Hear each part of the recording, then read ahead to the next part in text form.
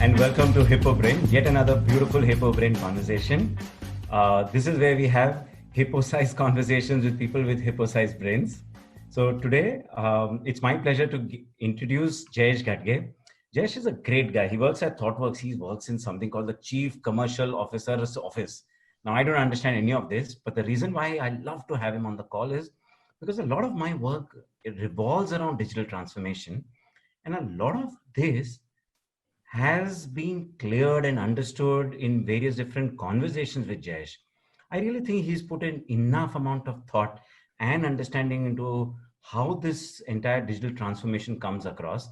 And after so many conversations, I thought it's very, very interesting in some ways that we are able to present Jayesh to you.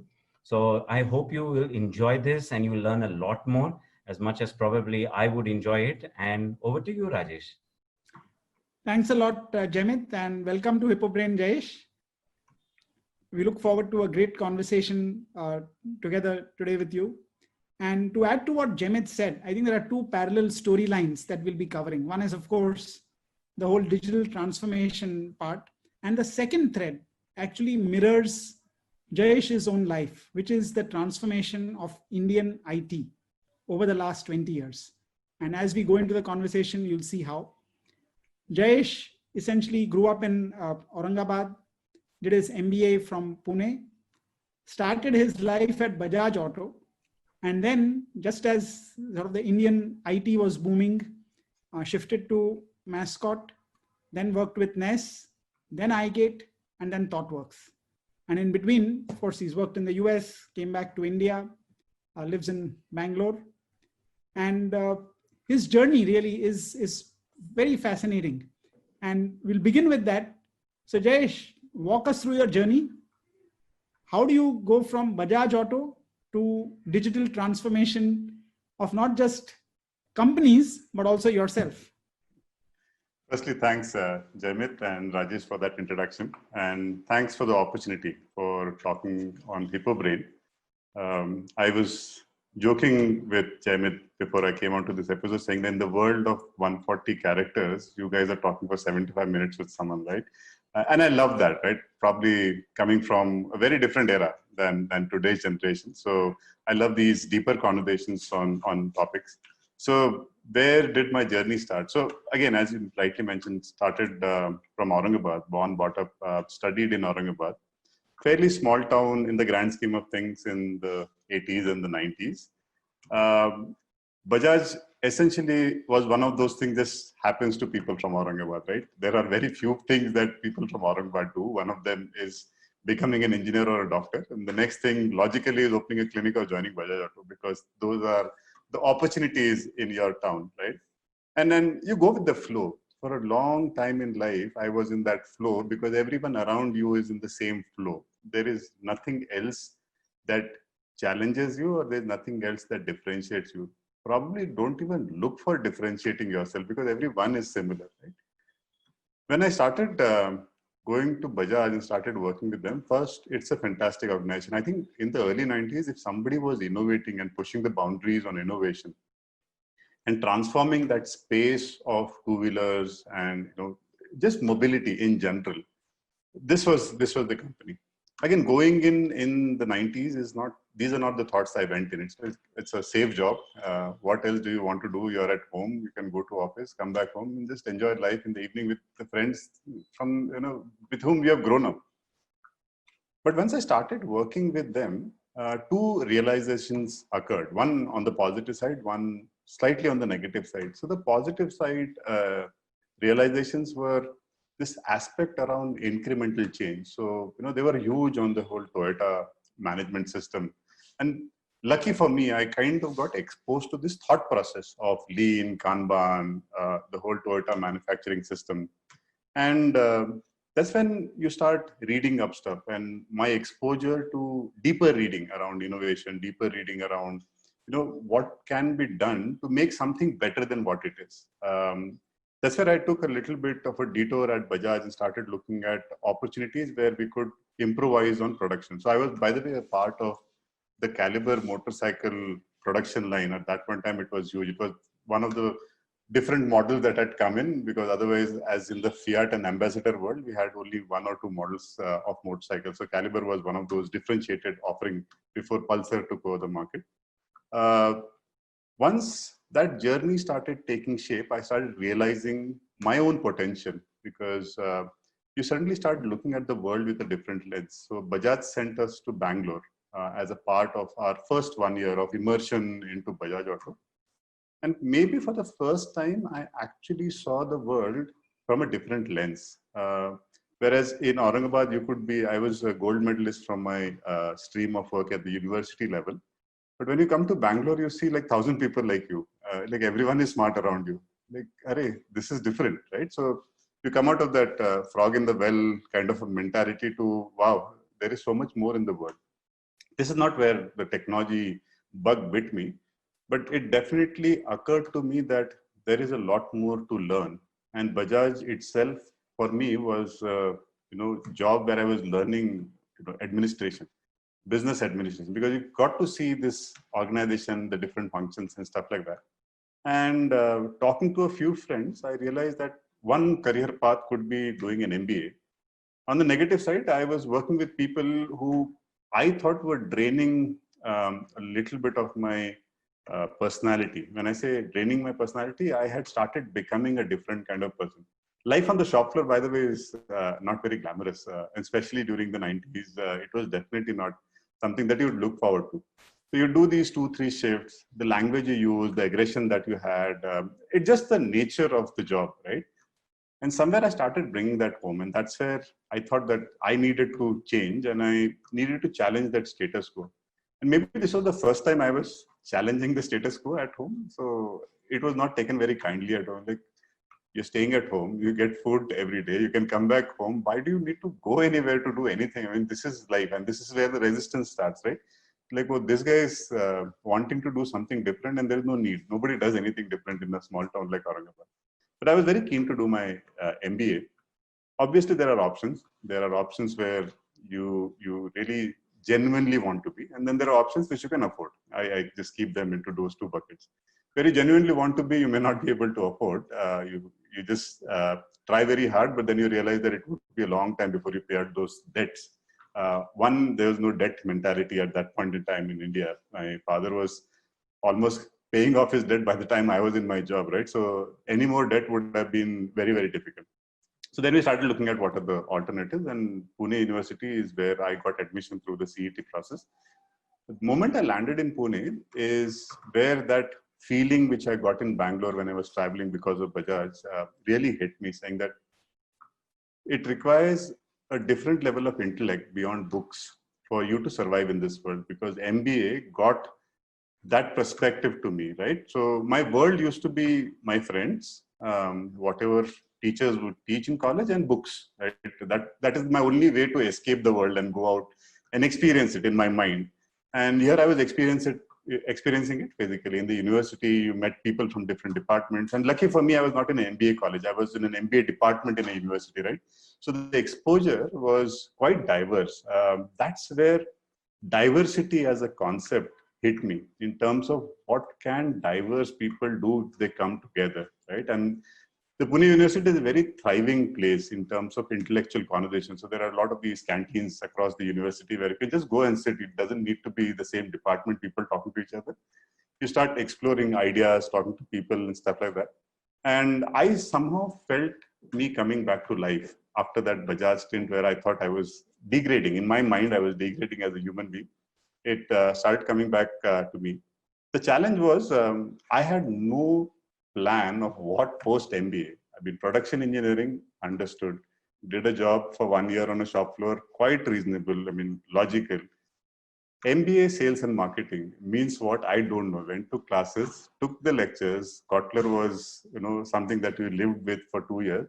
Well, what does that mean? What does that mean? Stepping into a job market was something that I had no clue of till my second year. So in my second year, I started reading up on where would I want to go. So a couple of things: sales and marketing, advertising agency, market research. Bunch of those options were readily available. Bombay was the calling for most people from my MBA college because of Pune. So Most of them wanted to join banks or financial institutions or go to an ad agency somewhere. I said, looks good, just that I don't understand that space. So we'll see where it goes, and started reading up stuff. And that's when I first started looking at computers. Till then, I was quite off computers, right? Even at Bajaj, I was in a production shop. Nuts and bolts were live, and suddenly you see this machine that could do things. Google was something that was my first foray into computers. So you know, type something, and suddenly the world opens up for you. So it was quite fascinating. I said, this is something that I would love to be a part of. I don't know what it is called. That time it didn't have a name. People are not walking into colleges and employing people in thousands and 10,000s in one batch. Like the entire batch is taken up. And probably I was one of those last living generations where you did your engineering and you followed through and actually worked in the field that you did your engineering from. After that generation, everyone who came out, including civil engineers who were computer engineers, right? So it was the world of computers was fascinating. Started reading up on that, and I felt there was something here. I don't know what it was. It was an instinct. I said, okay, let me apply to few companies who came from this domain. I had no clue what they do, what does making software mean. So I was almost like what my parents think when you show them a device, like, "Isme se tum kya karte ho? What do you do among?" I mean, you show them a laptop, like, "What does a company do among this?" I said, "Whatever works behind the scene, what you see on your screen, what I do." No, but what do you really do behind the scenes of this? I see what you're meaning, but what do you do as a part of it? So I was almost like that, right? In 2000. So I had a job. So our campus placement was one job, and one job and then one other interview, and then you're out of the whole placement season. So I had a job with HDFC Bank. One safety you needed because you had just quit your job and you had to show your face back home saying that I did my MBA. I have a job now again after MBA as well. And the second company, which was fascinating, that they actually took a bet on me, was Mascot Systems. And my only question in the interview was, a production engineer doing an MBA, marketing and sales, wants to join Mascot System. Help us understand that. I would have done something nice in that conversation, that they eventually decided to offer me a job. And this is how I moved to Bangalore. Now, the part of this story is how the scale of complexity in my personal life grows, right? You come from Aurangabad to Pune. That itself was complex enough. Then you land up in a place like Bangalore, that is like multiplied by 10 to Pune, right? In terms of capability, in terms of talent, in terms of diversity. When I came here, I realized one thing very, very early on. So everyone who was hired from an MBA college and engineering college was same batch. And they were put through this training plan where they were teaching you two things. One group went to learn COBOL and the other group went to learn Java. There was nothing else. There were only two colors, right? You choose this line or that line. First 1 month into that, I realized coding is not something that I can do. But now we are in the software industry. So you need to do something. I need to come out of this training program and then have to figure out what I have to do in life. The other option was pack up bag, go back to Aurangabad. Parents were right. You wasted your 2.5 years. Luckily for me, once that training was over, there was an odd job to be done. Somebody in the pre-sales team was not well, and my boss called me saying that presentation banana aata hai, kuch proposal likha hai kabhi? I said, I don't know. I can, if you tell me what to do, I can probably do it. I have not done something like that. And he gave me his first proposal to write, and this was for General Electric. That time, again, in the late 90s, early 2000s, GE was one of the larger outsourcers of tech. When I started writing these proposals, I realized I took it and spun a story around what the other person was asking, right? But the pre-sales view that time was copy paste. Like it was like a factory workbench, right? There were 70% of the stuff which was standard stuff. We are Mascot System. We are based out of here. Here is our tech strength, and here is what we can do for you. And one page somewhere in the middle of all of that saying what is the problem that you are really trying to solve. And I was like, this is wrong, right? I mean, the guy is asking you to solve something, and you're telling him everything and everything else about your company and its geographical spread, and actually answering the question somewhere else. So I said, well, I mean, if it doesn't, suit me when I am reading as a person, how will it suit the person who's actually giving you the problem? So I started writing it from a problem perspective. What is the problem worth solving? I mean, what is it worth our time in the first place? Why am I even doing this, right? So I started challenging myself more than challenging anything. It was not even a thought in my mind. I started writing this solution first proposal saying that here is what I think you are saying. Here are a few unknowns that I have, but this would be the journey in which we could solve this problem. And for some reason, nobody from India caught it, that somebody is changing the flow of things and the scheme of things and sending this stuff to the headquarters. And somebody in the headquarters spotted it. And my boss in India said, somebody from the headquarters want to talk to you. And I was really scared. For a moment, I was scared because maybe I was wrong. Maybe the standard approach was copy paste. It was better that way. And this is how my journey into the whole world of digital really started, because now is where I started getting exposed to customer side problems. And the person who caught it in the headquarters thought that somebody understood what they were trying to do in the US, and felt that somebody here in India who has never seen a customer before, absolutely never spoken to a customer before, was doing something on his own. Might be a good idea to give him that exposure. And this is how I moved to the US. I'll take a pause. I don't know if you guys have any questions, or should I continue talking? I just want to take a pause and it's quite fascinating, Jayesh, and that is, I think, whenever I met you, I believe that's your superpower at every point of time, and I think you've been exhibiting that since 20 years. Take the problem. Most of the time, clients have a very bad habit of not even articulating, and on the other side, the problem is, on an inarticulated problem, there is an even worse articulated solution. Yeah. I will talk about this as we go, in terms of the whole digital transformation bit that Rajesh wanted to unbundle. Correct. As we start talking, right? I'll talk about a little bit of fun that I've had on this journey. Yeah. So you folks are okay. I can continue. No, you can continue if you can quickly go through the story that you were. Yeah, this I'll fast track it from here, because now we're on the tech side. So anyways, we're going to talk a lot about tech, but I just wanted to lay the foundation on where it all started. Otherwise, you would not understand how a non-tech person is in the tech world selling digital transformations. That was the foundation. So I'm also a non-tech guy in doing the digital transformation. So you are selling and I am doing, and none of us are tech. It's blind leading the blind, but go ahead. Sometimes that helps. As I said, diversity helps. So this is where I actually moved to the US, and what the US gave me is, here is where the problem from Aurangabad to Pune to Bangalore to US, right? So the scale and the understanding of the tech world starts getting slightly more deeper, because here I was looking at the services ecosystem. There's no customer to talk to, right? Once you go to the US, 2-3 things happen. One, I think they're fairly educated and prepared when they buy tech services, which means the point that you made, saying a lot of times people don't even articulate what the problem is. I thought the US customers at that point in time were fairly articulate in terms of what does technology do to their business. And I don't think that time the world was talking digital transformation. Most of it was about automation. That world was an efficiency-led world.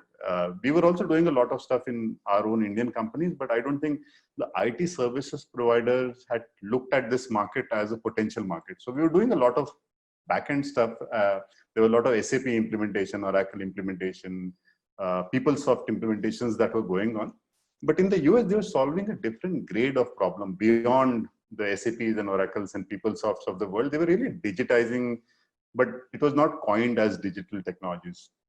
I think we were moving from the whole mainframe era to the web era. This was early 2000. I landed in the US in 2001. So this was right after the dot-com bust, and a lot of people had burned their fingers on technology. But nonetheless, I think it was a good failure. It was a good failure because it kind of tested what the internet could do. And again, there were a lot of those people who had no clue of the power of the internet, and everyone wanted a website. Like a few years back, everyone wanted a mobile app, and I'll talk about that story as well in the Indian context. But in the US, 2-3 things happened. I was working with the best of the best in the consultative mindset when you sell to customers. The view that you took about solutions was more long-term than I want to build something. So I actually worked with good people who put me on the path of take your time.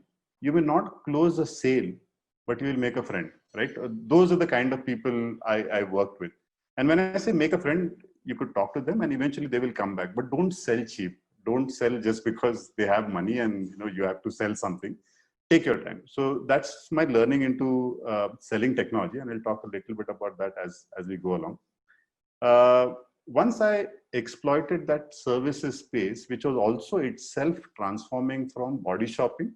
For the longest part, I think we were just exporting talent, right? We were exporting people, and there were, agencies which are applying them to customers' context. We were transforming from body shopping to services-led. I want to own projects. I want to own the outcome of delivery. And I think at that one time, a few companies had started thinking of India as a cost arbitrage center where you could get talent at scale, but it'll be much cheaper than doing it in India.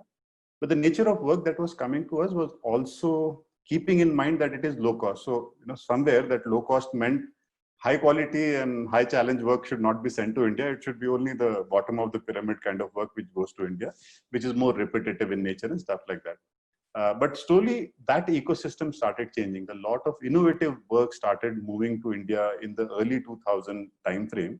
There's also the timeframe where a lot of US companies realized that, hey, instead of outsourcing, why don't we insource and have our own centers in India? So this whole GIC or GCC ecosystem started booming, not in a big way, but a lot of companies started coming in. Today, that's a 1,250 organization ecosystem. Like there are 1,250 GICs here in India, which actually have talent under their own umbrella and brand, which are servicing their own headquarters. 2004-5 timeframe is where a lot of offshore product development started picking up. Again, 2 or 3 things that started happening. I think generally the quality of software from India started looking better. The startup ecosystem had just about started booming, or the green shoots were there at that point in time. 2005 to 2010 is where it suddenly started exploding. But the whole aspect around product management or product management mindset started coming to India. So I went to Nest Technologies to be a part of that. Just want to understand what product development means. How is that different from services? And it was a very different world, right? At one place, it was more like fast food. The other place, it was like a slow cooked meal, right? Fast food in the sense, it was project based, right? You had a particular start and stop, but product development was, it went longer. You need to have depth on the areas that you're working on. At the same time, you need to have patience. In services, people don't have patience. Everyone wants to get promoted every 6 months to the next level. That is how that whole industry was built, right? Eventually. But on the product side, the matter was, the quality was on the depth of what you know about the product. And there were people who were like 20 years into one part of some solution that was built by this product company. And it was fascinating for me that people give this much time in their career to work on something. From there, I realized this was about 6-7 years into my career as a salesperson or an engagement person or client-facing person. And I realized, yeah, early on, somebody asked me to do Java and I realized I can't do it. But I definitely need to know the process of software, right? हलवाई को मिठाई कैसा बनता है ये मालूम नहीं है, तो you can't sell that मिठाई. So I personally took it on myself that I need to come back to India and I need to be a part of the delivery organization because I really wanted to understand how software is delivered, what really goes behind the craft of software. So for 6 years, I devoted my time on the delivery side. I started with iGate as a delivery manager, looking at offshore projects. So I had a sense of what customer wanted. I also had a team which was delivering these products. So my knowledge of the craft of software started going up. And I thought that was the best decision, the best 6 years that I could devote to learning something on, on the job rather than going and doing an educational course somewhere. And that cemented my thinking on digital transformation a lot more. Now I understood what delivery of something meant when a customer states a problem. And I could put that together consultatively with a customer. ThoughtWorks in that journey was interesting for 2 reasons. I had always worked in markets which were developed by somebody else. It was a ready market. I went to US, somebody had developed that market. I worked in Singapore, somebody had worked that market up. My job was to just grow whatever was already done. ThoughtWorks was doing the India market at that point in time, and they wanted to figure out how to do a market. And I'd never done market development before, where you had nothing, from there you build something, right? So I thought that was a great crossroad for me to expand my own horizons from just selling to creation of a market and going from a sales leader to sort of a business leader, which in my mind is a transition, right? So you're a salesperson, you become a sales leader, and then you're a market leader or a business leader, where you have to actually set vision and influence people, and work gets done rather than always roll up your sleeves and do it yourself, right? And that was interesting. So when we moved back the second time from the US in 2010, lock, stock and barrel, wife, me and kids, I thought it would be so easy, right? Another fellow Indian, and just walk in and start talking to them, same language, same stories to share. And boy, was I wrong. Taking that decision, coming to India and selling software, which is again a premium, like ThoughtWorks is in the consultative space. We are quite premium in what we do, but we know we do it best than anybody else. So that's another story in terms of India and premium software and the view of premium software. So I'll take a pause. So any questions around so far, whatever we have discussed? I think it's fascinating how you've covered the first 10 years of your life, the journey therein. And I think it'll be great to now take the story forward to, I think, how ThoughtWorks, essentially, you rode the wave really in India.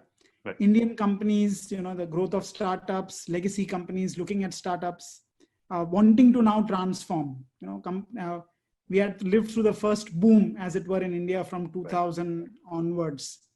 So now companies also want to grow global. And there you are with ThoughtWorks, sort of a startup. You're an entrepreneur within a large company in a greenfield market. Take it onward.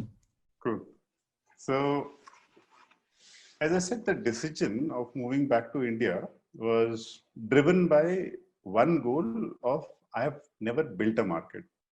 I'm thankful that it was India market. It could have been any other place in ThoughtWorks which was not explored, and I could have gone there. But India humbled me beyond my own belief. And I actually probably came with a lot of ego in my mind, which I didn't understand. US kar diya, Singapore kar diya, Middle East bhi dekh liya. So it should be easy, far more easy. I mean, they are a lot more educated about software than us. When I started working in India, I realized one thing very early on. We are the masters of low-cost software development. We are the ones who created the IT industry or IT offshoring industry. How do you sell premium to somebody who day in and day out is thinking about how to reduce cost of services to another market? And the other thing was, we had this little bit of, and I'm generalizing, but it's true for majority of it, we had follow the West philosophy for most of the things that we do. If it has worked in the West, if somebody else who is in the like-to-like domain has implemented it, how bad it can be, it will work, right? And it's almost like you're never buying the latest version of the car or the software. You're always buying something that was almost coming to sunset in the West, but it was like on a sunrise in the East. It was also a very off-the-shelf, custom or rather off-the-shelf software-driven market, which meant that the buyers were also people who wanted to see what it is, feel what it is, and can it be implemented, how much it will cost, and how fast it will come. And here is where I think the ad which had come out, Kitna Deti Hai, right, really hit home with me, because those were the kind of conversations that were coming whenever I was trying to sell an idea to people. The second challenge was that while ThoughtWorks is a fascinating company to be a part of as an employee, which means in the supply side of our ecosystem, we are very well known, very, very well known. We are almost revered, looked at in terms of what are they saying, and that will drive the whole tech narrative of the industry. But on the demand side, nobody knew us in India. Globally, people know a lot about what we have done. So we essentially are a custom software delivery consulting company, and we work with organizations who want to do little more than just write software, right? People who want to transform how software is delivered, people who think of entire ecosystem when they're building something. We are also big on community, which means that if we know something better than somebody else, we would love to share it with the community and take the community along, or help the community grow that whole narrative. we are big on open source contributions. From a services company perspective, probably we are one of the top companies which contribute heavily to open source software. And whatever I just mentioned had no value or meaning to the buyer in the Indian ecosystem. Because at the end of the day, ये सब ठीक है, कितना देती है? Right. So I came home one day quite dejected in terms of one, people don't know what it is, and it was new for me. Right? It's almost my own journey of how to create a market. It's not something that you just call somebody saying that kaise kiya tha US marketer, bata do 4-5 tips and I'll make India market happen. So I had to unbundle this beast, saying what are people really saying when they say kitna deti hai? What are people wanting to do, right? And that's where my journey about unbundling India market started happening. And what I unbundled was that India has also gone through a period, and people who were at the top of the chain in terms of being CIOs, CTOs, came from a very old school process. So there were 3 types of people or personas that I met. One, which had seen the whole opening up of the economies from the 90s onwards, right? And people who have lived through before the opening up of the economy and after had this philosophy, I know what I have to do. You just tell me, can you do it, right? You don't come and teach me what needs to be done. I have done this before multiple times, right? So they had this pride about, I have lived in times when I had nothing to, when the economy opened up, we had everything, and I know what you're going to tell me or sell to me. The second kind of persona that we met was people who were just about going from middle management to senior management, who were aspirational, who wanted to, tap on the wave of digital. What can you do for me in the next 1 year? And, life will be so rosy after that 1 year if you get this right. So they wanted to learn. The third type of persona was the one who was challenging the status quo, the disruptor, right? In the scale up or startup, because they were not scale ups, actually, they were startups at that point in time, where I have an idea, I have built something, but it has a lot of bandages. Can you remove each bandage and help me scale that platform? And, I like ThoughtWorks. I have grown up reading about Martin Fowler. I've grown up following ThoughtWorks. So there was a resonance in that segment. Unfortunately, that was the riskiest and, financially the most difficult segment to work with. So we were quite sure that startup is an important element of the portfolio, but it's not the representation of the market early on in 2010-11 when we started. So we started focusing on these enterprises. And we started unbundling what is important for them, why even the digital story becomes important for them. And we realized that a lot of enterprises who were trying to do digital were essentially following the same pattern that they were used to. Follow the West. If it has worked there, it will work here. But they just didn't know what it meant. So most of the conversations actually started with, we want to do a mobile app. It always starts with a mobile app. It almost was a redo of the 2001 time frame. I want a website. Everyone has a website. So we started asking people, what will you do with the mobile app? What is it that you're trying to solve? And we realized, at least my personal observation was 2-3 things, right? One, most of the times leaders failed to set the vision for why they want to do something. And especially when it came to digital, it was not something that you could just copy from somebody else and bring it to life the next day. So setting the vision on digital is a higher order importance than actually executing on digital. The execution is very easy. You can get 5 smart people in a room and execute an entire digital strategy and digitize. But digitizing is very different than transforming your organization. And I think digital technology is starting with this whole cloud, social, mobile, analytics, the whole space, right? Allows you to reimagine your business. And unfortunately, reimagination of something requires a fresh perspective. And if you even take the fresh perspective, but you bring it back into your organization and start executing the same way as you were doing things previously, it will not help, right? So you look at startups and say, how do they do it? But when you start doing the same thing, you want to apply your waterfall processes to the whole thing, right? The view of agility was, oh, they follow agile, is it? And then I used to get calls saying that we want to get trained on agile because we want to start doing agile. I said, there's nothing called as doing agile. There's not, first of all, agile is a philosophy. It's not a CMMI level 5 process, like you follow these 10 things and it will happen. It's a cultural shift, right?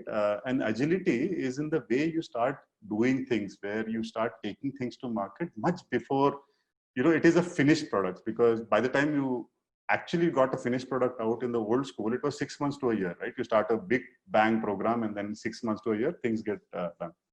So I realized that vision is something which was weak. Second, everything that was invested in was not having a criteria meeting that vision. So for example, when it came down the hierarchy and I started talking to people who actually had to execute, it had almost gone from we want to transform to here is one thing we want to do, right? So everyone tries to latch on to something that they can fathom, that they can relate to, right? So for them, that whole thing of digital transformation doesn't matter if I'm responsible for automating this process. How can I automate this process? And you start talking to 5 of such people in the same organization, then you realize how many silos of thinking are there about the same concept called transforming an XYZ company, but it boils down to automation. So the second observation I had was, while digitization offers the transformative narrative, a lot of people were still thinking automation and not transformation in their minds, because it was easy to grapple with, it was easy to latch on to, right? It was easy to drive people by. It was easy to drive vendors by saying, I want exactly this. And we came from the world of writing requirement documents and handing RFPs to people versus let's sit together, let's see what can be broken down, bring different mindsets in a room, right? Not a natural thing for enterprises. The third thing was for any transformation to actually happen, there are 2 things that have to happen. You have to take a very deep look into, do you have the talent that you need that will take you there? If you say, this is my talent and I will still want to get there, there is a huge training cost and sometimes it's not justified, which means you need to bring in new talent. And not just bring in new talent, you have to create a culture where the talent thrives, right? You can't be bringing in talent from outside, from a startup and stuff like that, and then say, this is what it is. Now live with this red tape, live with our archaic processes, live with our decision making and change. This guy has come from a place where there were no restrictions. You want to spin off a cloud instance, you just push a button, spin off. You want to do something, go ahead, do it, right? And now you come here, oh, I want to do this. Okay, it will take 5 days of approval process. So suddenly, just buying talent and bringing it in had no meaning, right? So people started realizing that buying talent is not the game of transformation. It requires a fundamental cultural shift on doing things. Last but not the least, you can do all of these things, but at the same time, a lot of people wanted our help to make them someone. Now, what does this someone mean, right? A lot of people called and said, we want to be like Uber. We want to be like Netflix. We want to be like Spotify. Spotify was almost like a buzzword being thrown in every meeting. It was Spotify model we wanted, right? And my understanding of that is Spotify model is good for Spotify. It was created by Spotify for a Spotify problem.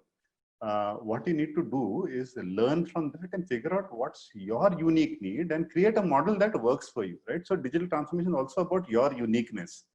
What is it that you're trying to do? Not everyone needs to be Amazon, not everyone needs to be Netflix, and definitely not everyone needs to be Spotify. Yes, you learn from that and create your unique thing.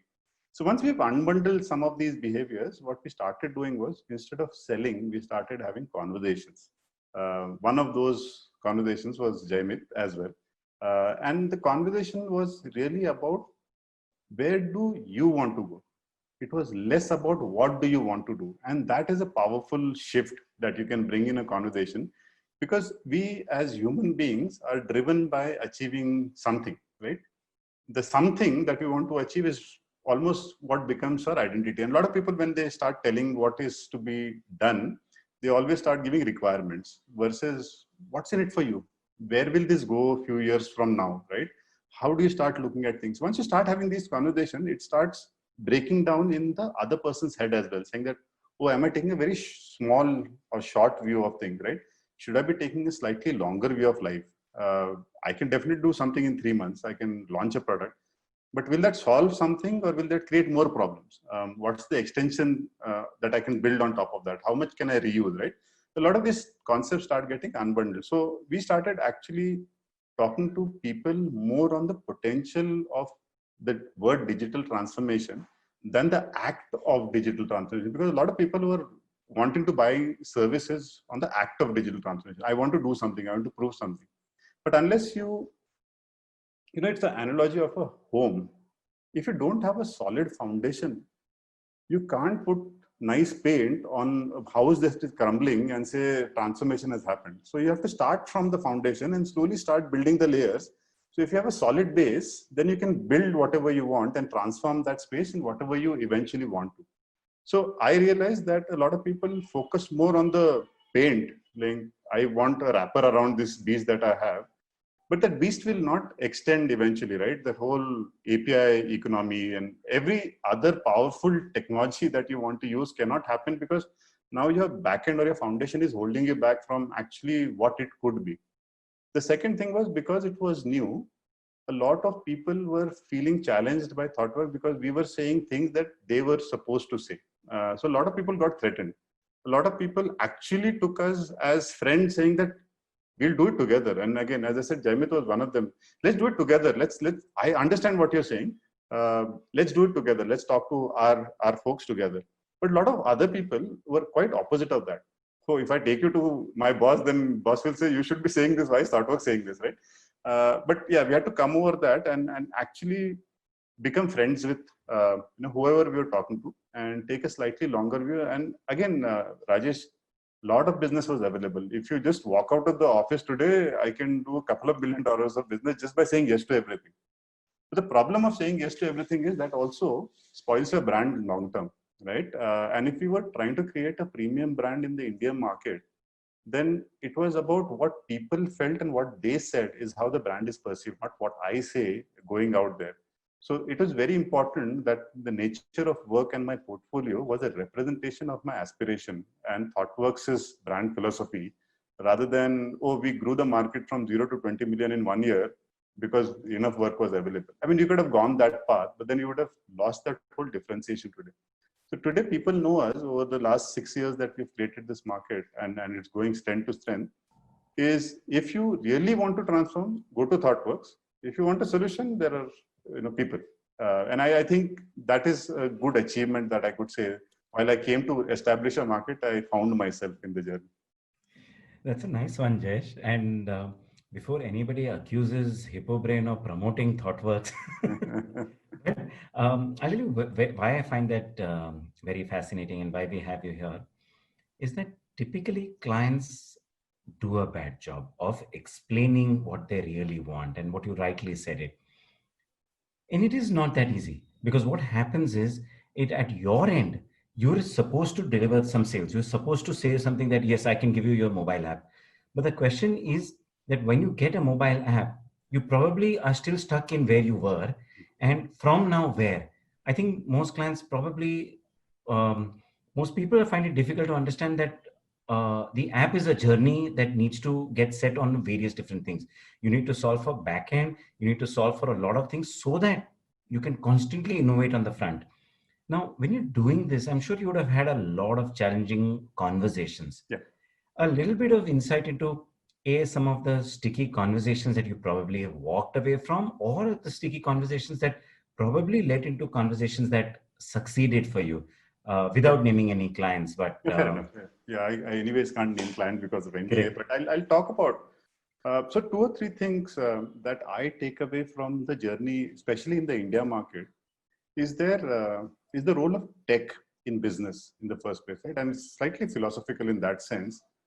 Tech in business used to have a huge separation, almost like a wall. We think you do, right? It's almost like a services to business. And that was the 70s, 80s, and 90s, where we need to automate something, we'll give it the requirement, and then there was a technology division which was doing things. Cut to where people actually started working slightly closer to business, maybe not in business, but closer to business, saying that, help me understand your world. What do you really do when we give you software, right? And people, instead of working off requirement documents, started going and seeing how software is being used, what pain do end users have, the whole aspect around end user, software creation started coming in, because we are also getting into the whole user interface pieces, how people use software and stuff like that. The next phase was where technology started becoming an important narrative in the business world, where people are not looking at technology as a utility, but started looking at technology as a strategic differentiator. but strategic differentiator only because you had efficiency better than somebody else, right? So all your ERP implementation, CRM implementation was how efficient are you as compared to somebody else. So technology was important, but had still not become the core of business. I think this is the phase right now where I think tech folks have an equal say in business, and business folks have started understanding and appreciating the role of tech, right? So in the last 6 years, what I have seen across customers is people who have made that journey where business and tech think that technology could be your strategic differentiator, and today you have to invest in business models for tomorrow, would actually make that transition from I am a XYZ type of business to I am a software platform. By the way, I incidentally happen to also sell XYZ, right? And that's a very large shift, because these shifts don't happen in 3-6 months by creating mobile apps. These happen when you fundamentally unbundle your business process and say, what is it that my customer is really trying to achieve, rather than what is it that I want to sell. So if somebody is selling insurance policies, you can digitize the whole journey and say, instead of you walking into a bank and buying an insurance, now you come to this website and you'll exactly feel like you're in the bank, because you'll have to follow every process. Versus, where do you need insurance? Go into the moments where people really want to buy insurance, because chances of you selling insurance at that moment is slightly higher. And today, data and analysis around data can actually help you find out those moments, right? So business has become about moments rather than this big bang saying I'll digitize everything. So in my journey, I think in the last 6 years, I've seen a lot of business and tech folks come to what we call as inception, the starting workshop of what needs to be done. And the narrative has shifted from I want a mobile app to we want to create a platform. And the platform broadly should be doing some of these things. They don't start with requirements saying exactly I want this. They just know that this is my business process. What do you folks think? And that kind of gives us a slightly cleaner canvas to start painting on. And we are cognizant of the fact that there will be budget. There will have to be a value proven on the budget that is spent, saying, okay, whatever we have built so far, is there any value in it?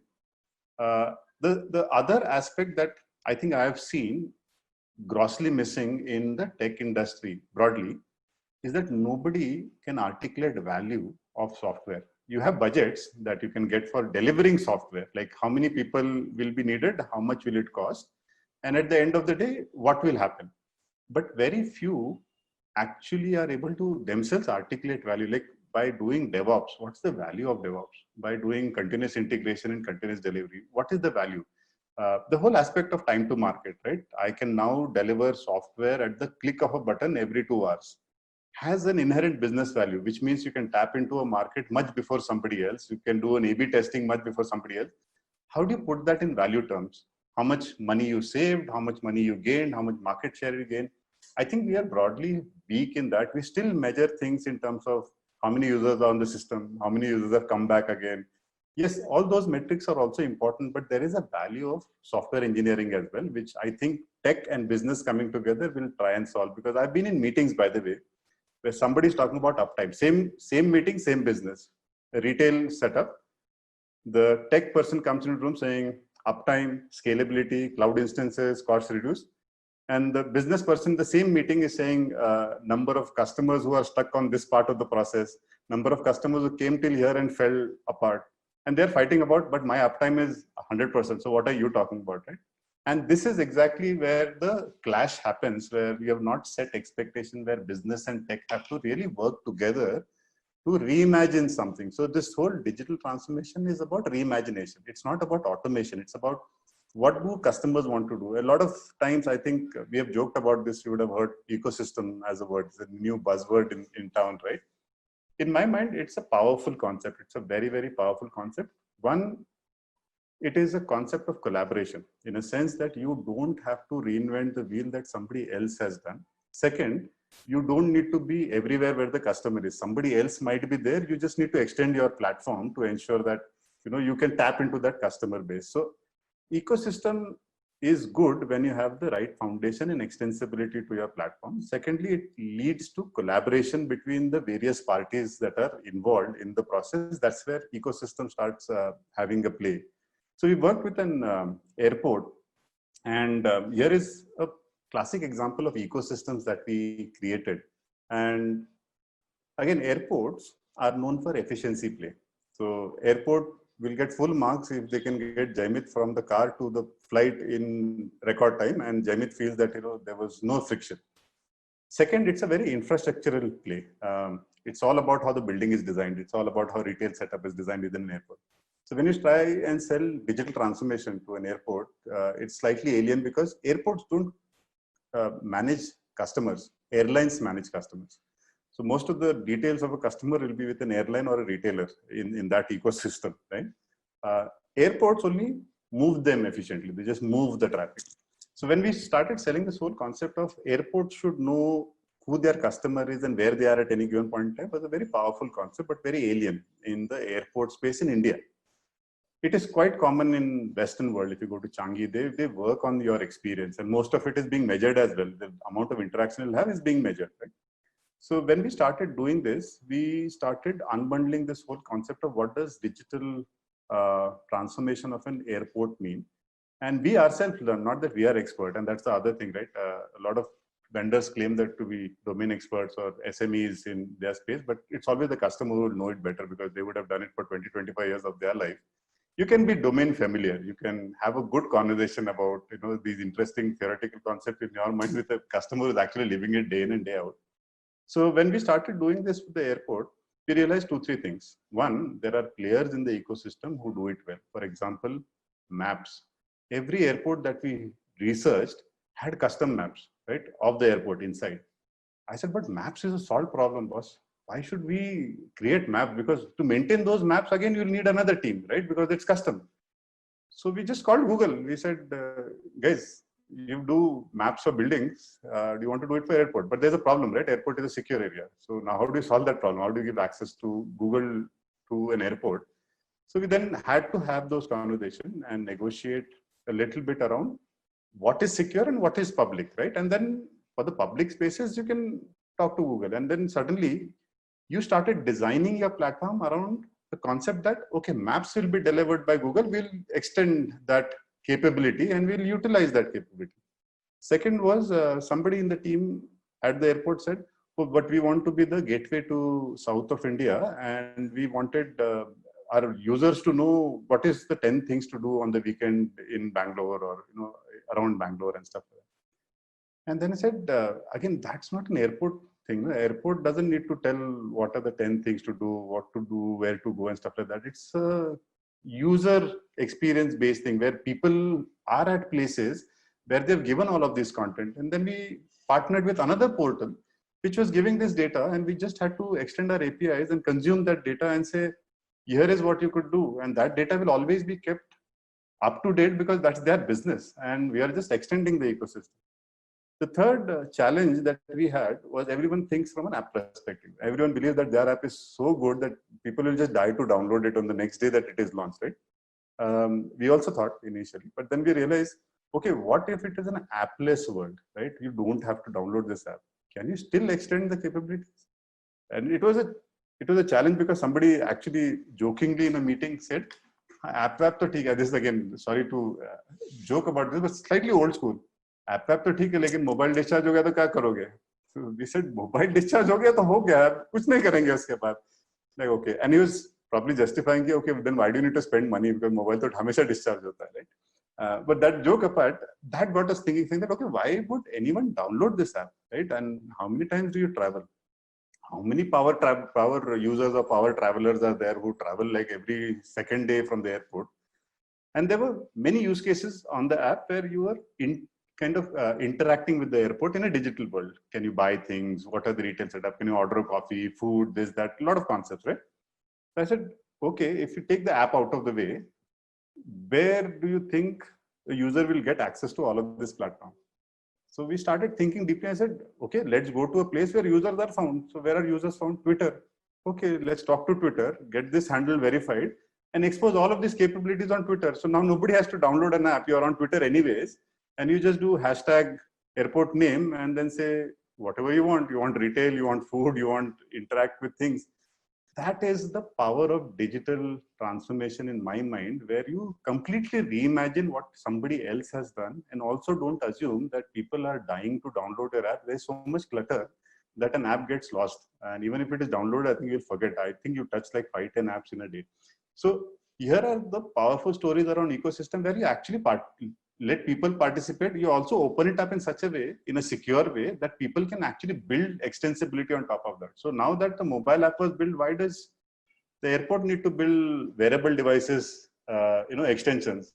Any developer in the city can build it, right? So you just open up the API manual and they say, here is the challenge, build the wearable thing. Right? And suddenly 10, 15 new developers can create versions of the whole thing. So I think it's a powerful story in that sense. And there are a lot of horror stories that we'll keep it in a positive spin now that it is kind of picking up momentum in the good scheme of things.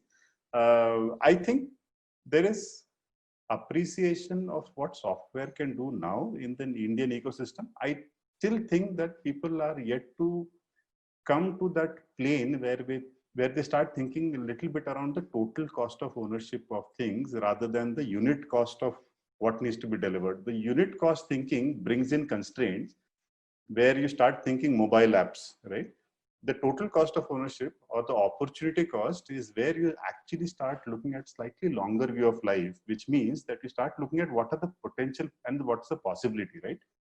That sometimes in the grand scheme of things is better than actually starting to think of 8 people for 6 months will cost me this much, what will I get, right? It will kill the creativity that will come in because you'll start solving or optimizing locally for that one problem rather than taking a slightly longer view. So fascinating the way you gave the example of the airport. I mean, listening to you, it would have been very hard to imagine. I think the question you asked, we all travel through airports in our pre-COVID world, but we never think like this, the way you sort of brought it out. Now, one question, Jayesh, is that as you talk to people, there's business, there is tech. I think there is perhaps the role for someone who can unify this. And maybe that's the job of the CEO in the company who lays out the vision, who's able to reimagine the business. Okay, because there has to be someone who brings it all together. These are two different worlds. Yes.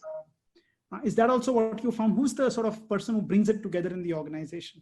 Actually, I found it, I'll give you what I found personally. And I've also spoken about this when I was presenting to IIM Bangalore as a keynote speaker. And the CEO normally has a slightly long-term vision, right? And I've never come across a CEO who doesn't have a vision. Most of the CEOs in India have fairly grand vision of where the company needs to go. I don't think they translate that into where technology will take it, right? That's exactly where they leave it to the next level of management to start breaking down that larger vision into what does it mean? What does it mean in terms of a business change? What does it means in terms of a tech investment or otherwise? I mean, whatever, right? Expansion and markets and stuff like that. The two terms that I'll introduce today in the talk is the frozen middle. The next level is where we found the challenge in terms of processing that vision into something which is doable or breaking it down into something which is executable, but staying true to where the vision needs to go or where the company needs to go. The frozen middle is where I think people waste a lot of time thinking what it means, and the time is actually wasted in a lot of wasteful activities rather than doing, right? It's a lot of discussion, a lot of why something cannot happen, why something can happen. And sometimes this would be 6 months in my experience talking to some organizations, and 6 months is a crime in the digital world, right? It's a punishable crime in the digital world. Like even if you want to catch up after 6 months, the world would have moved somewhere else, right? So the frozen middle is the middle management, which is slightly in the old world and wanting to translate or move into the new world and unable to make decisions of that. And that's where I think a little bit of governance comes into play. So if the vision is set, how is it really getting translated, especially on areas which are slightly newer to you, right? Like business model re-engineering or reimagining a business model, because that's where I think there is a guidance that needs to be given by the senior management in terms of removing roadblocks or breaking log jams, because a lot of people think it has been told to me, so only I have to solve it, right? And they kind of fail to figure out what to do, how to talk to people. Collaboration is not something that has been a facet in many places where you collaborate on breaking down things. We have built our systems as function areas, right? So you own a function. So you are in your own function. How do you collaborate across function? How do you learn from some other functions, some other ways and stuff like that? So the frozen middle and governance, one concept. The second concept that I saw was, obviously the senior leadership cannot be everywhere at every point in time. Digital transformation cannot be done by people who hold titles. So if you're called something, you mean something, right? So the second concept that we came across was people who would be more choreographers and orchestrators. People who don't care about what they are called, people who don't care about what their titles are or what their job description is. These are the people who move around. These are the people who read diverse set of things, have diverse set of ideas, are quite open and connected with the community, and can navigate the ecosystem. If people are stuck with, I am called X and I'll do X, those are not the kind of people who would be very helpful in navigating this complexity called digital transformation. So I feel these people who we need in the newer world are people who are choreographers and orchestrators who move from problem to problem or opportunity to opportunity. They don't necessarily have to solve everything, but they are the ones, and I've worked with a bank and they have orchestrated this very well. Two people, right? And it's in India's third biggest bank. So just two people were navigating the entire bank ecosystem, breaking down issues that we were faced, right? You want to move something to the cloud? No. Security is an issue. Something goes wrong, then, but we are telling them everything that can be good about the cloud in terms of cost, in terms of scalability, in terms of, no, it cannot happen, right? And that's not a fight that you leave it to a vendor or a partner, like Thoughtworks saying that you solve it, boss, right? And a lot of places we end up in that fight. We are almost like the collateral damage in that fight. I am trying to convince someone on doing something. I don't even have that relationship. But in this place, they had these orchestrators and choreographers. We used to just go and tell them, this is where we think we are stuck and can you help? And they would just solve it. And trust me, both these gentlemen had no title. They had no specific role. Their role was to just make this transformation successful. And it's a powerful concept in that way, because you're not bound by any limits. You're not bound by an organizational function. And the CEO has mandated that this will happen. These two gentlemen will come and operate. Now, just because the CEO has said it doesn't happen, the personalities that were there were also people who were wanting to solve problems. They were wanting to take it head on, right? So a little bit of that is also important. So these are the two things that I found interesting in the Indian context, where if we start thinking about it this way, it will not end up being these solution silos or functional silos, where you become very territorial about everything, right? About budgets, about data, about what you are doing, and then I've done this better than you. All of those things start happening. It's quite interesting what you're saying. So transformation, while the vision is there from the top, it really needs to percolate down. And you rightly said there is a frozen middle, just caught like, okay, abhi karna kya hai? And what do we do? But if I hear you, is that start taking steps. So the ability, many times I look back at my role and look at various different successes that I may have had or other people in similar roles would have had, is the bullheadedness to say ki ye karna hai. Right. And two, the ability to put grease. Just keep putting grease, and rather than saying, is this my job? Is this not my job? Right. This is a business problem. It needs to get solved. So many times, is it to inspire, to tell a story, to tell something? So I think with you, many times we've used you, you used me. We both try to articulate stories, the grand vision.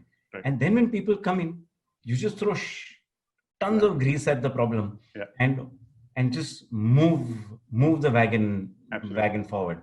And once it, I think, picks up speed, it's almost a process that is impossible to stop. It has a snowball effect after that, right? Yeah. Once you've experienced success in doing it that way, then after that, there's no looking back. Then only good things happen from there. Only criticism, and if I may use that, is that I don't think everybody gets it as fast or the way it should be, because what you're selling is a little bit of more abstraction. Yeah. So software, when it wanted to be sold, they said, okay, we'll solve you this problem. Yes. Now, when you're solving software this way, you are solving an inarticulated problem in many ways. So you have a little bit of an issue saying that, trust me, I'm going to solve your problem, but you don't really know what your problem is, but I'm solving it. So there is a criticism of that.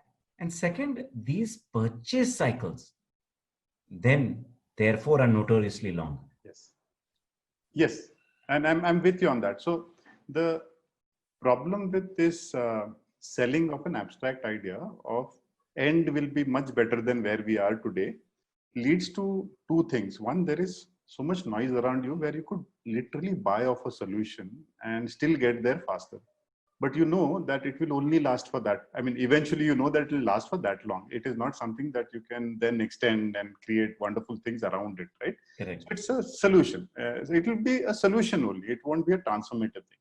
So the challenge with execs and purchasing organization is also that there is an alternative narrative or alternate narrative that they are looking at, right? And now they're comparing, saying that, oh, this moonshot and this 6 months, right?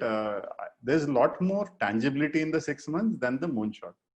But when it comes to transformation, there has to be a balance between the both. And that balance has to be then drawn by people who are driven more by the mission than a tangible goal to be delivered, right? So the mission is never going to be written in stone with exact specifications and upper and lower limits and performance criteria and stuff like that. The mission will be slightly more ambitious, whereas solution goals will be very, very tangible.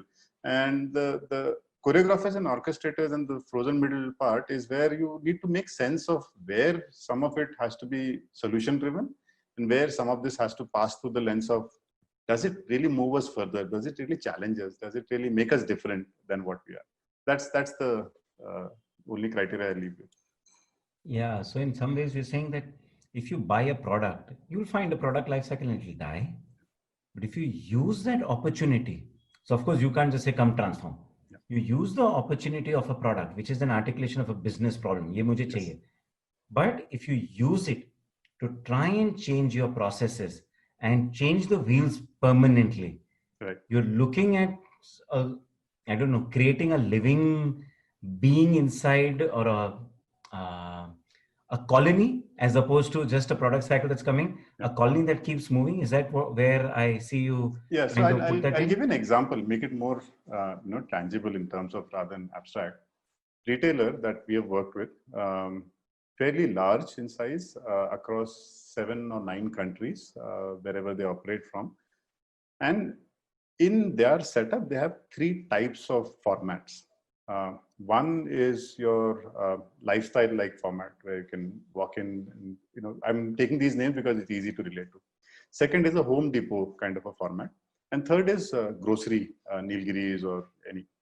So now, same brand across 3 formats in 9 countries. So you can multiply the complexity, and they are on a package journey and they're wanting to transform. Now, when they're wanting to transform, they were very, very cautious about where the spend goes. So lifestyle like a format or department store kind of format, you would have volumes. It's more experience based where people walk in. And I don't think those kind of purchases are made digitally yet. At least in developing countries, people still want to touch, feel a fabric, right? Home Depot kind of thing, yeah, you can't go wrong. It's standard stuff. You can order online and that's fine. Groceries, fast moving segment, and also the nature of the product is perishable. But these 3 businesses for the retailer that we were talking to were at different levels of maturity. The department store business is where they started their journey, quite mature, both in terms of business process, leadership, and use of technology.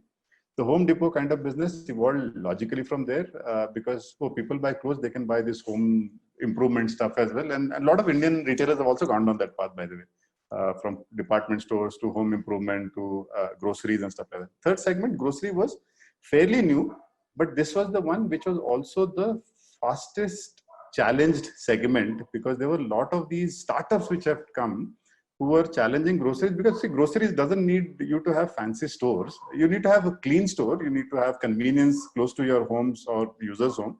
But at the same time, it can be delivered. And the thing is about how fast can it come from farm to my plate, right? So the smart thing that they did was, one way of looking at it would be, we'll create a platform for everything and everything will consume from this platform, because it's the same customer who's buying clothes, home improvement and groceries from us. So eventually what they did was, they said, the fastest moving business, let's not waste time to create platforms 6-7 months, a year down the line, because eventually it will take that much time to get there. We have a great backend, let's figure out a front end that works for it. So they went for a front end for backend approach, saying that let's figure out where we can compete and take a solution. Very well knowing that it's a stopgap arrangement. It's not something that they live with, which means the choice of software that they were making was also such that tomorrow, once this platform is built for the department and the home department store, these guys can simply migrate, right? So there's nothing wrong in solution mindset. It gets you there faster, but you should not get locked into it. Once you're locked into it, then you are at the mercy of the product lifecycle of the vendor or the SaaS provider, rather than what you want to do, because there are a lot of innovations that you want to do, but it may not be in the grand scheme of the product plan for the SaaS vendor, right?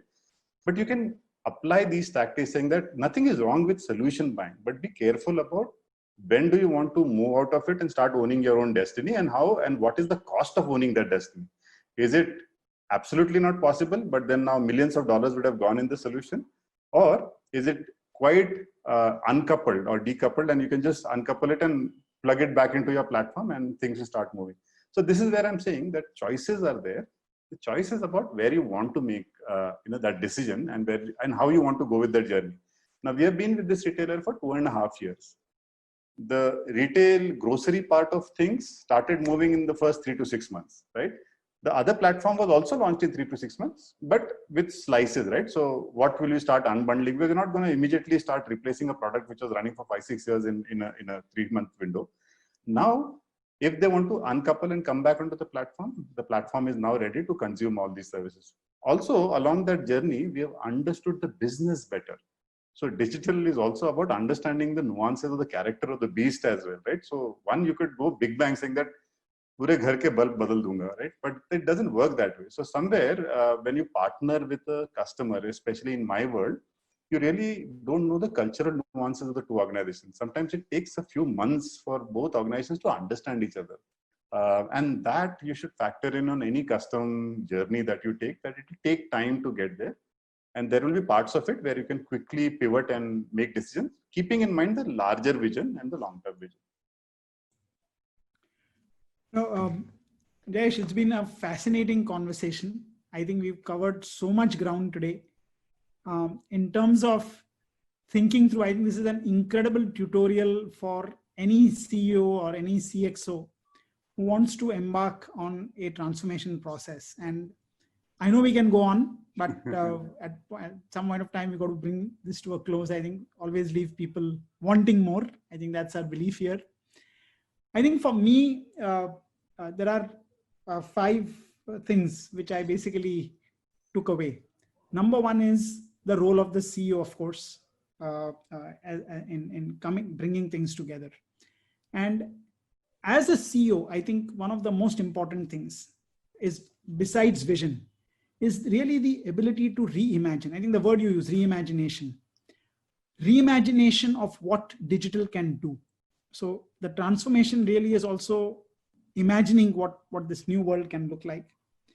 And then the 2 things which you, phrases which you used, the frozen middle. So how do you de-ice the frozen middle? And that is where the role of the choreographers and the orchestrators come in. I think it's a fascinating way to get around sort of the iceberg that one may hit in the transformation process. And I think the other wonderful thing listening to the first part of your journey has been the career choices that you made, the decisions that you made personally. I think it's a lesson, I think, for young people getting into the world of IT or even starting up. How you rode the wave, each of the waves in a way at different points of time. And each one was a pivotal shift for you. You were willing to sort of leave the comfort zone, right from the early days, from Aurangabad to the US, coming back to India and starting at 0 revenue in 2010. I think it's been a fantastic conversation with you, and I'll let Jemit take it over from here.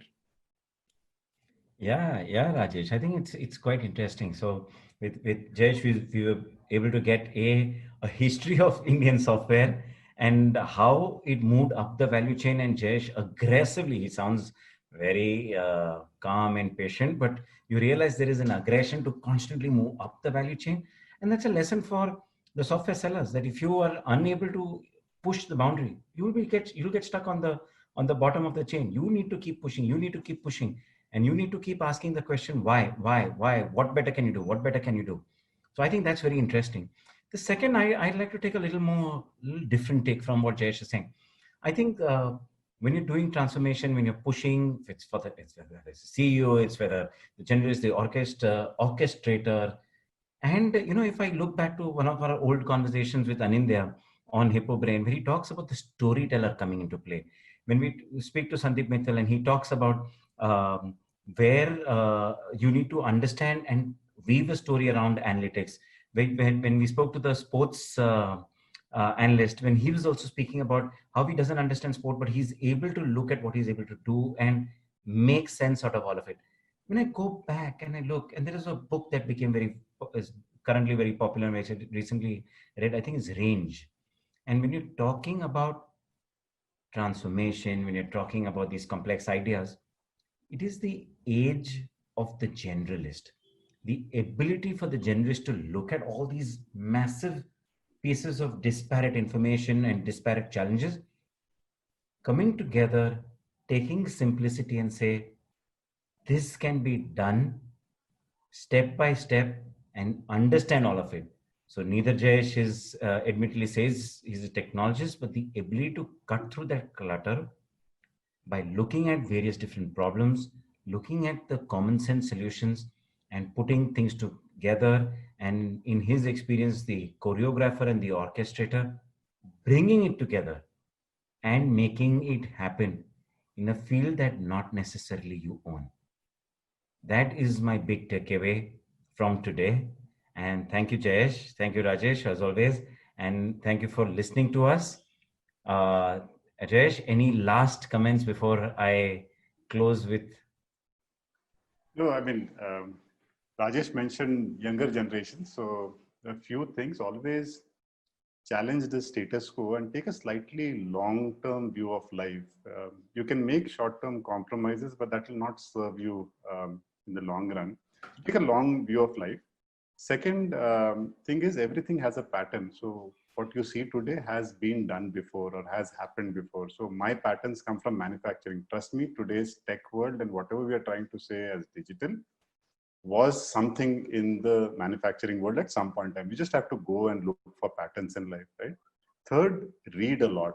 Don't worry about what you're reading. Read all sorts of things that come to you, because that's where you'll build a worldview. And third, be passionate with whatever you do, right? It doesn't matter whether you know things or not. If you put your heart to it, you will learn it over a period of time, right? A lot of youngsters that I come across, including my son, he's a teenager, right? Instant gratification is the name of the game, because I think they're so used to playing games on their devices that, there's a reset button. Life, there's no reset. Life, you need to take a slightly longer view of things. You can't just press reset and start over again. Or it will cost you time, right? You can do reset, but you'll have to be also willing to pay the cost for it. So take a long view of life is all I'll say. Perfect. Those are wise wisdoms.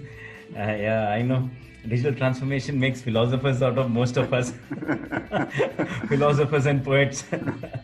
But thanks a lot. Thank you for being with us. And thank you guys for listening to us and yet another episode of Hippo Brain. You can follow us on YouTube. Click on the subscribe button and hit the notification bell. You will be informed about the episodes as they keep coming. You can also find us on Spotify or any other place where you get your podcast. Thank you for being a great audience. Thank you for being an absolute lovely speaker, Jayesh. Thanks a lot and welcome.